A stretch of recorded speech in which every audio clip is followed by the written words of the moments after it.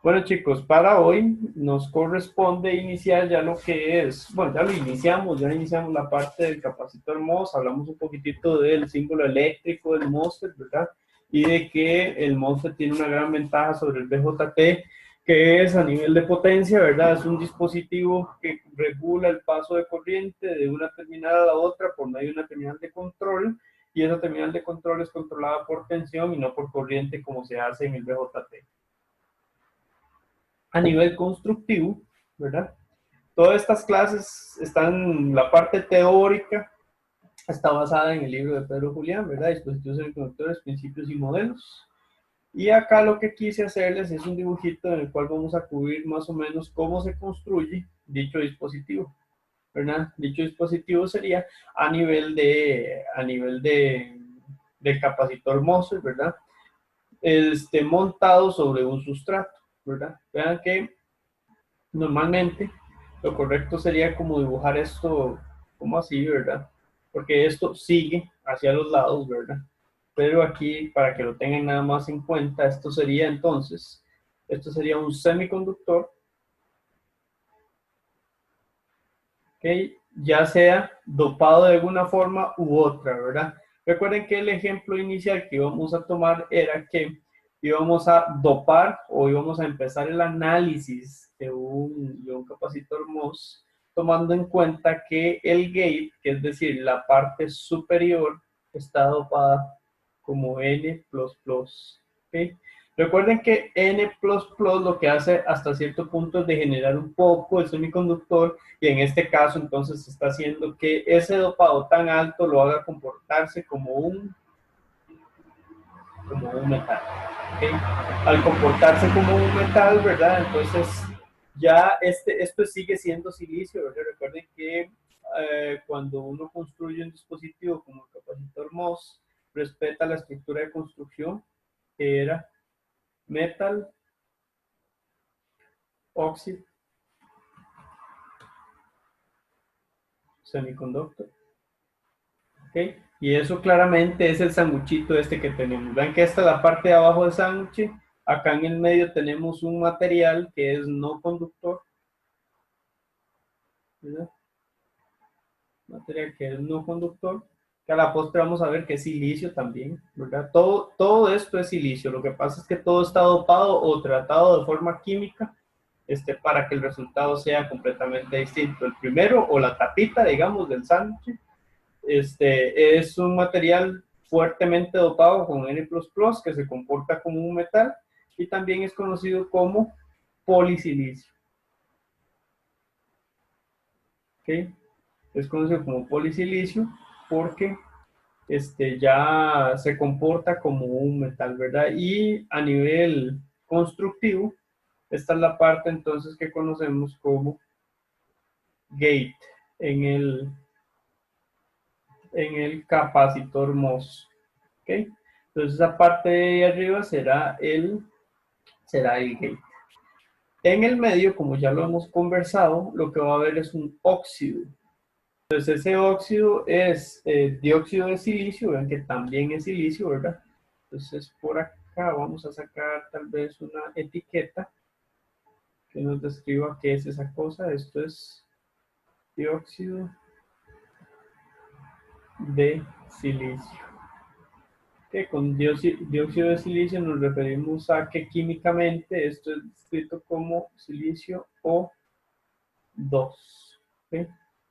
Esto se utiliza, ¿verdad? Es básicamente silicio expuesto a una oxigenación, ¿verdad? Que lo que hace es aislar el gate del resto del dispositivo. Es decir, esta parte superior de arriba, ¿verdad? Que es donde escribimos el gate. Vamos a ver tal vez esta parte de acá. Es el gate.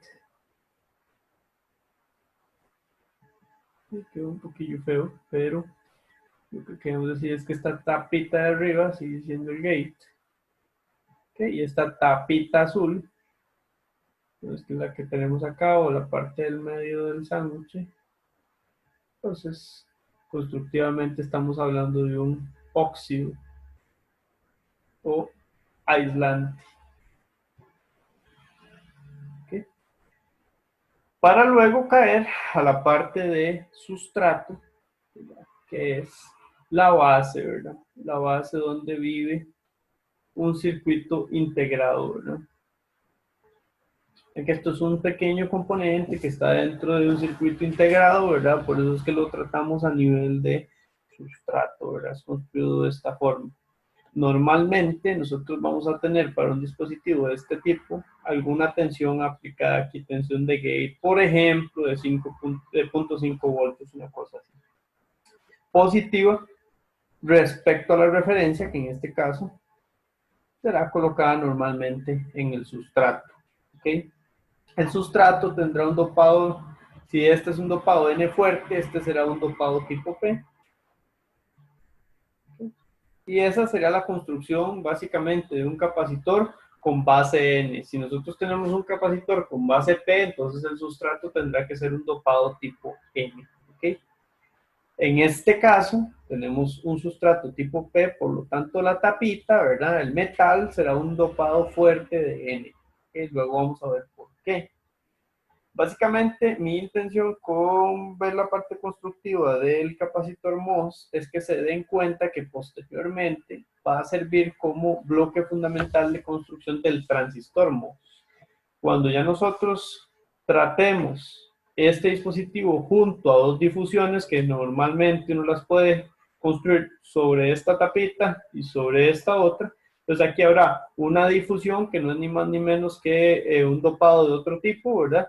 Y aquí habrá otra difusión, ¿verdad? Donde una será el drain y otro será el source, ¿verdad? Dependiendo de qué tipo de canal formemos en el capacitor o transistor MOS, ¿ok? O transistor MOS.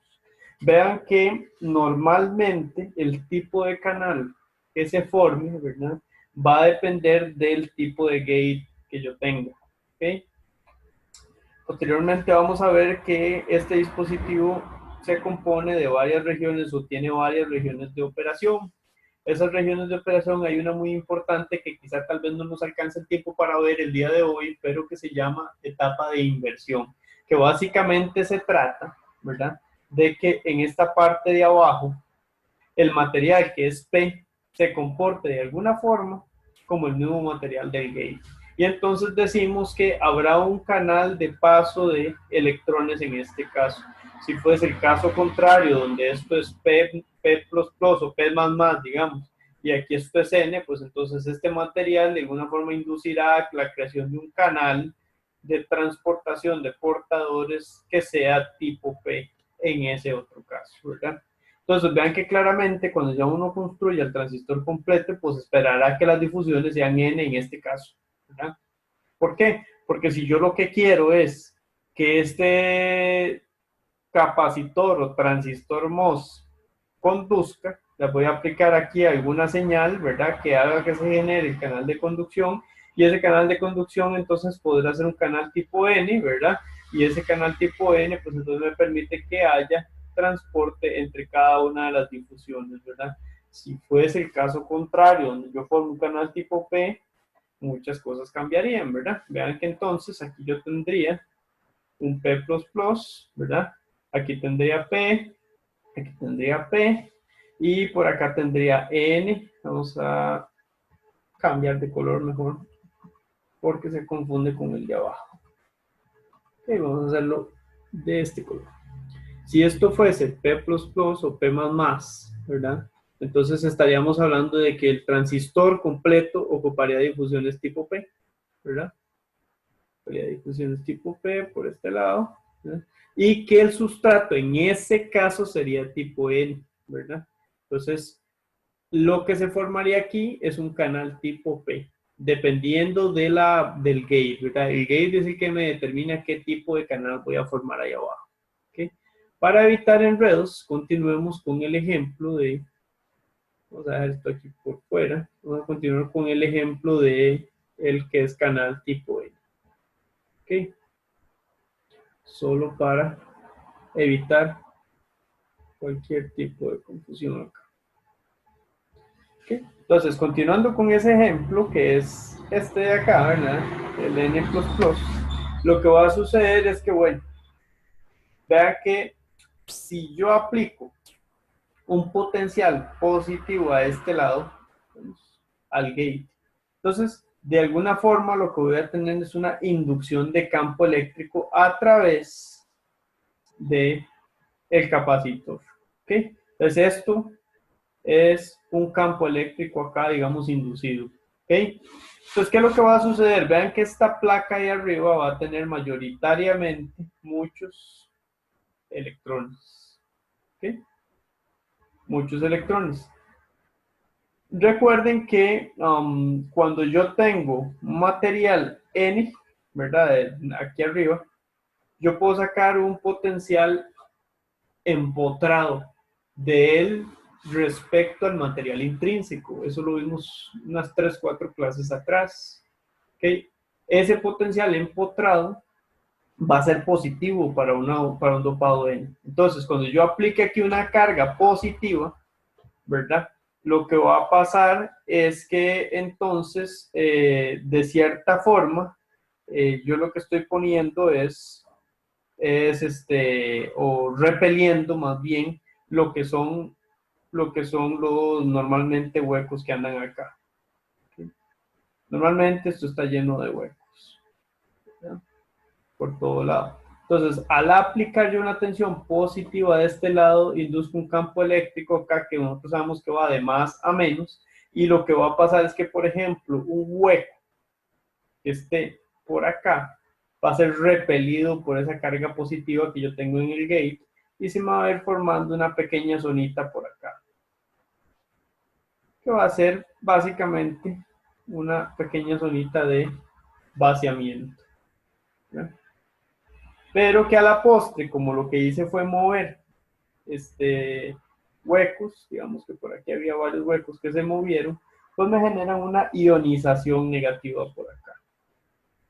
Ya se va ablandando el camino para que haya un transporte de electrones de un lado hacia el otro. ¿Ok? Vamos a ver que esto puede continuar y continuar hasta encontrar un valor que vamos a llamar V sub P. ¿Ok? Esto es tensión de umbral. Una pregunta. Uh-huh. Eso es lo mismo que estabas hablando ahora del canal. Correcto. Es lo mismo. Ah, ok, ok. Uh-huh. Entonces, vean que inicialmente lo que va a pasar es una ionización. ¿Okay? Eso es lo que va a pasar inicialmente. Hasta que yo alcance cierto valor llamado tensión de umbral o V de threshold o threshold voltage, ¿verdad?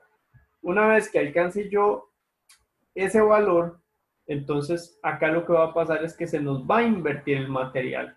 ¿Por qué se va a invertir? Porque aquí yo estoy aplicando más y más y más carga positiva, ¿verdad? Y aquí va a crearse más y más y más carga negativa. Entonces eso va a tener que suplirse de alguna forma y se va a suplir con electrones. Entonces se va a generar, va a pasar de solamente estar ionizado negativamente a generar electrones precisamente cuando alcanzo este punto de acá. Ese capacitor con las difusiones se convierte en un transistor. ¿Okay?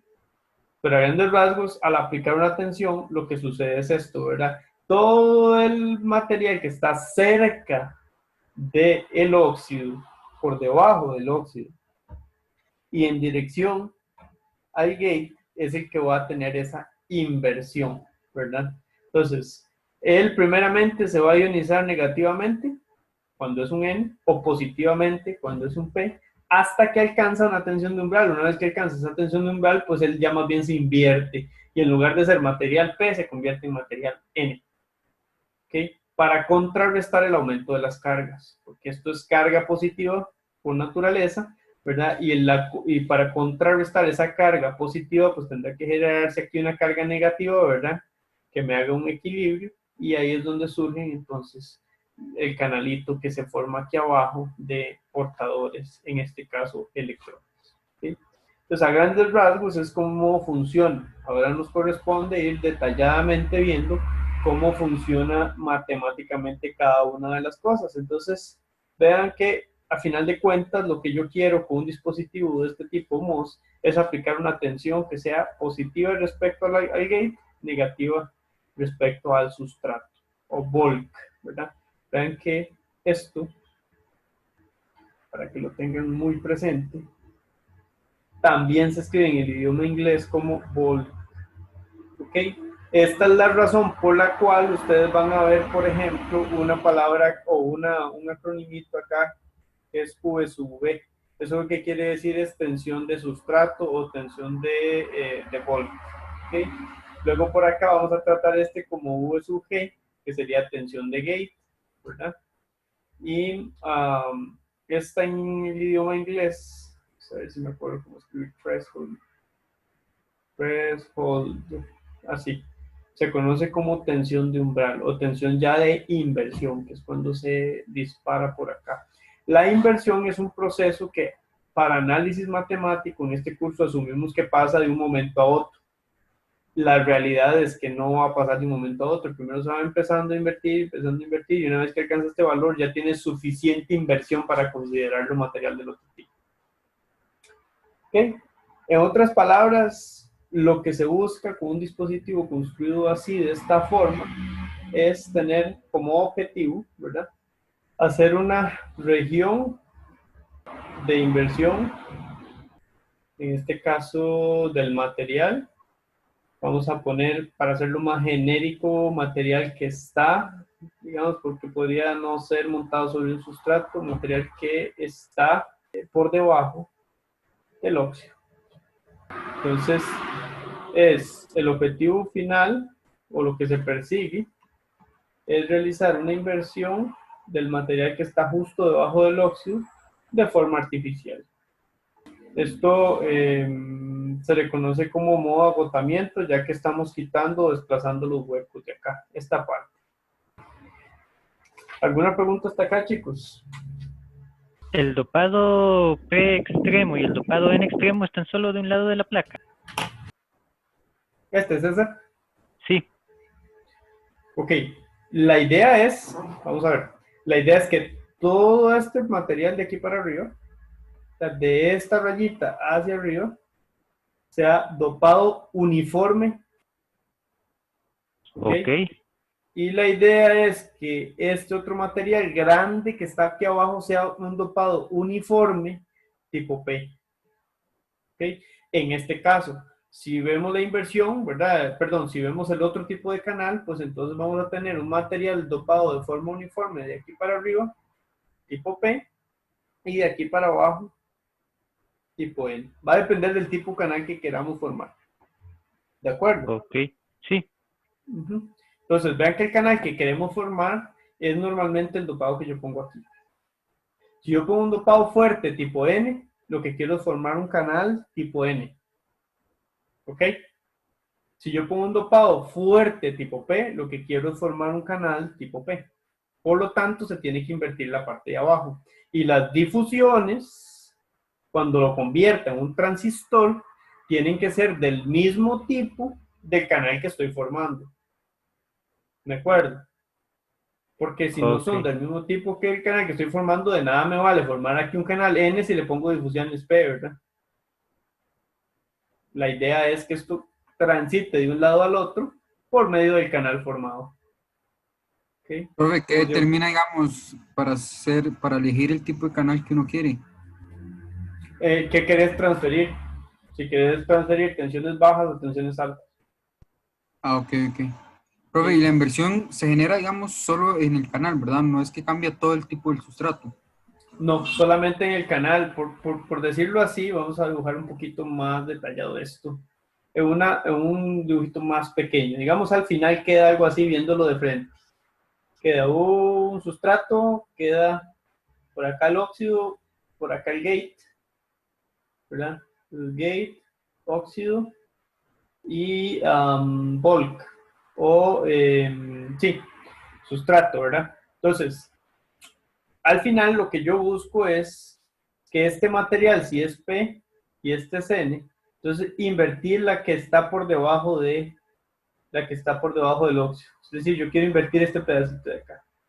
Formar un canal que me deje pasar cuando yo lo convierta en transistor, ¿verdad? Que me deje pasar el mismo tipo de portadores, tipo N, ¿verdad? A través de un sustrato tipo P, que está siendo invertido a punta de campo eléctrico. Ah, ok, ¿Ok? ok. Ujú. Lo que estoy haciendo a la hora de aplicar un potencial positivo acá es ahuyentando de la zona cercana del óxido a los huecos. ¿Ok? Ok. Es como abrir un camino para que se dé la Exactamente. conducción. Exactamente. Sí. Este Ok. sería, por decirlo así, un paso 1, ¿verdad? Que lo que va a empezar es ahuyentar a los huecos que están por ahí cerquita, ¿verdad? Por lo tanto, se me va a generar una ionización. A la hora que yo muevo un hueco, pues me queda un ion negativo, ¿verdad? Un espacio ahí negativo. Hasta que llego a cierto valor, y ese valor entonces lo que va a hacer es que se me genere más carga, que va a ser del tipo negativo, y esa carga hay que contrarrestarla con portadores, es decir, electrones. Entonces ahí va a salir electrones de carga negativa, ¿verdad? O portadores más bien de carga negativa que me van a abrir una zona de paso acá, traducida como un canal de electrones, que me permita que del source al drain haya un trasiego de portadores. ¿Ok? Profe, Ajá. vamos a ver. En este caso, digamos que usted está trabajando con bulk tipo P, en ese dibujito pequeño que hizo, digamos, los terminales esos rojos son tipo N. Eso genera dos conexiones PN que, igual que en una conexión PN normal, van a tener una tensión de... Ahora sí, esas conexiones PN están inversas la una a la otra. Es como Eso, como lo puede ver, esos son junturas PN, es decir, diodos parásitos que se crean ahí. Okay, entonces, sí te adelantaste bastante, ¿verdad? Entonces vamos a tener un entonces me espero. diodillo. Vamos a tener un diodillo por acá, ¿verdad? Algo así, y otro por acá. Esas cosillas son cosas no deseadas, ¿verdad? Parásitas que a la postre salen a la hora de construir este tipo de dispositivos. Entonces, se toman las previsiones del caso, como por ejemplo conectar esto, tierra, para que este diodo no se me polarice.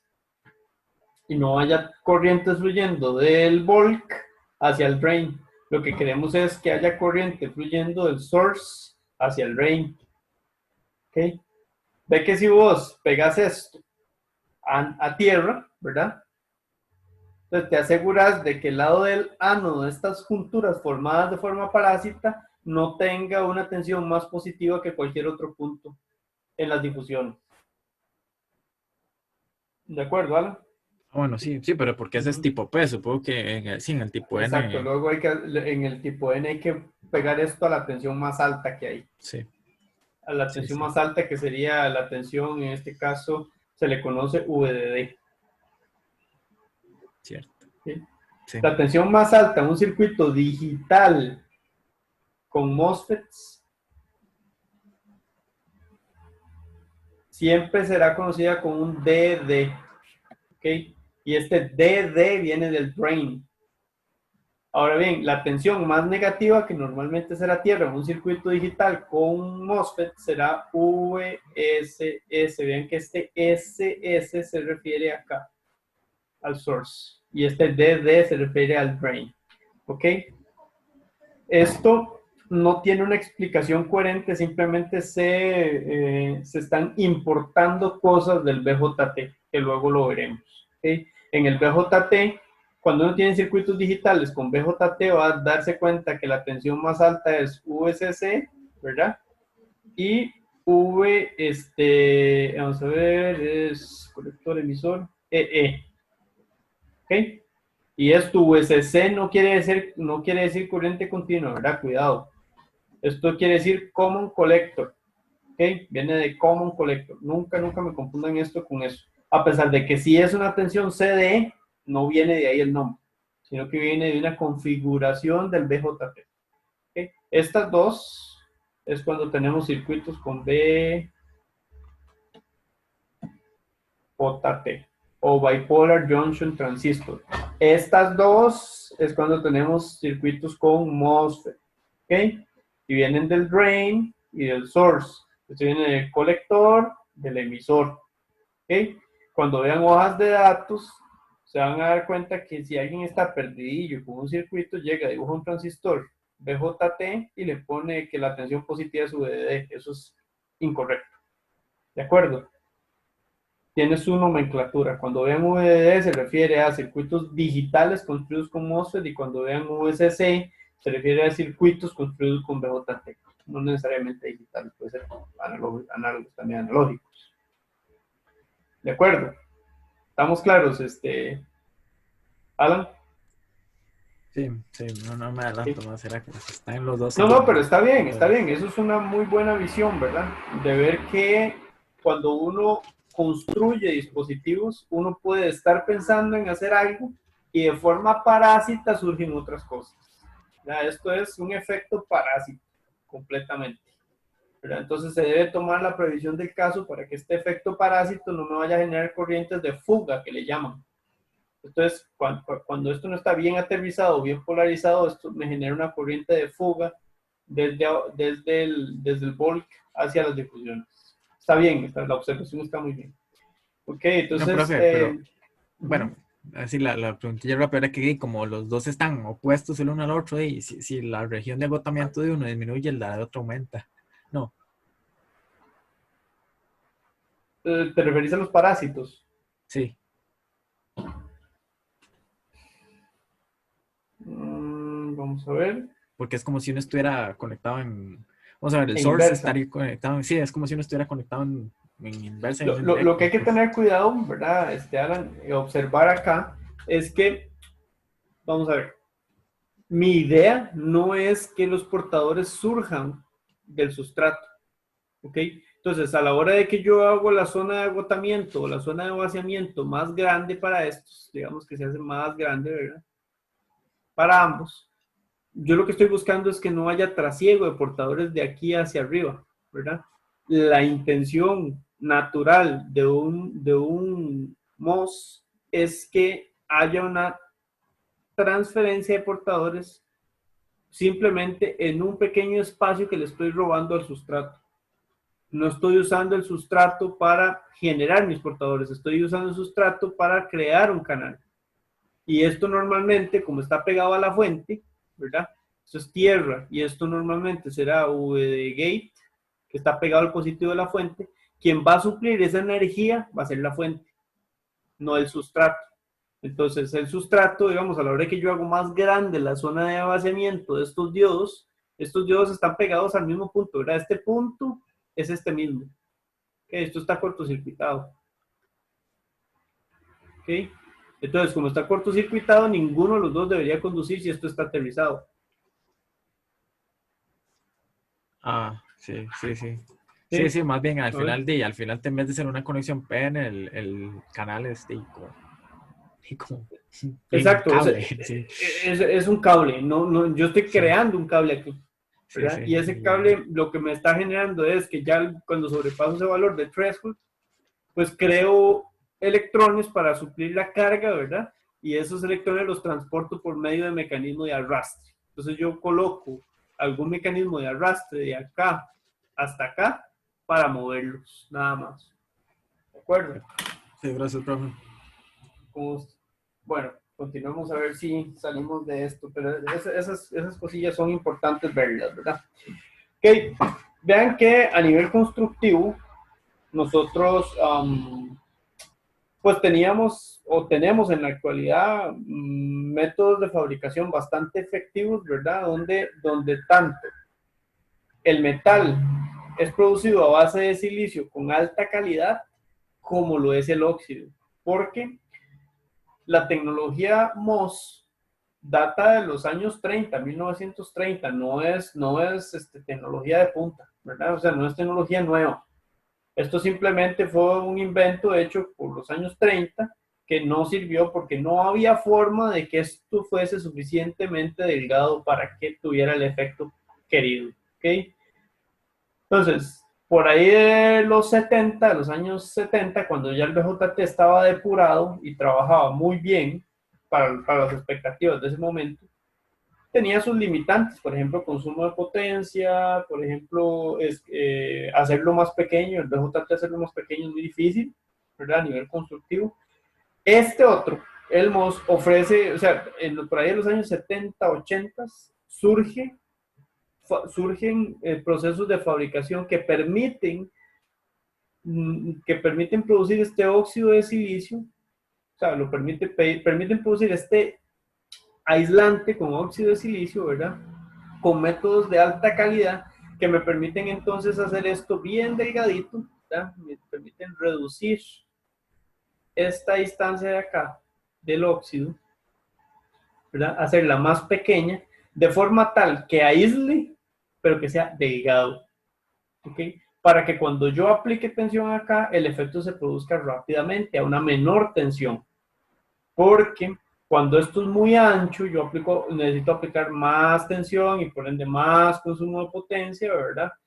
Entonces, no es tan óptimo, o en esos años cuando se inventó no era tan óptimo. Ya después, con el paso del tiempo, esto se hizo bien pequeñito, seguía siendo un aislante, sigo teniendo un capacitor acá, pero ahora con menos tensión, yo puedo hacer que el efecto se produzca. Hay una inversión en la parte de abajo del material, la que está justo debajo del óxido.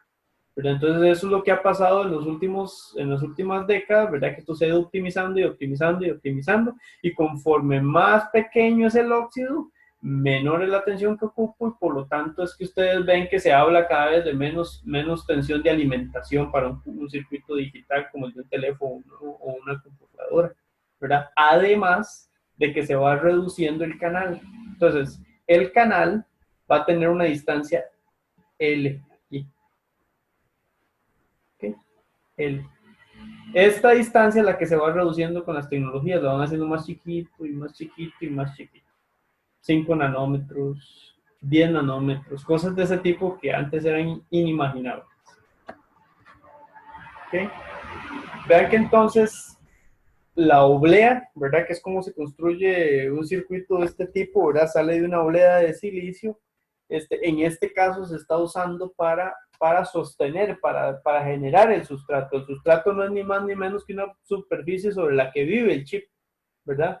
Los chips microelectrónicos integrados viven sobre una oblea, ¿verdad? Entonces de una oblea se corta en pedacitos y esos pedacitos ya traen una circuitería ahí que es quemada de cierta forma para producir efectos de este tipo, qué sé yo, transistores MOSFET, capacitores, resistencias, etcétera, etcétera, ¿verdad? Con distintos tipos de dopado. Entonces, por medio de muchos procesos de fabricación, como por ejemplo el dopado, la inyección de iones, el grabado químico, la deposición de materiales, otra cosa que se llama diseño fotolitográfico, ¿verdad? A base de un montaje sobre una oblea, que es mayoritariamente un sustrato. ¿Okay? Bueno, les comentaba yo que al alcanzar el V threshold, ¿verdad? Entonces vamos a decir que ya hablamos de la parte de inversión de este dispositivo, donde la cantidad de portadores mayoritarios de, por ejemplo, la zona P, que es la zona de abajo en este caso, se iguala a la cantidad de minoritarios que hay aquí. Y ahí es donde se da la inversión en V threshold, ¿verdad? Entonces, dicha superficie, este pedacito que se genera acá y me conecta un extremo con el otro, ¿verdad? Actúa como un material opuesto al que es. Bueno, si es P, actúa como un N, si es un N, actúa como un P, ¿verdad? Por todos los, en el caso del N, electrones acumulados en este pedacito, o en el caso del P, huecos acumulados en ese pedacito, ¿verdad?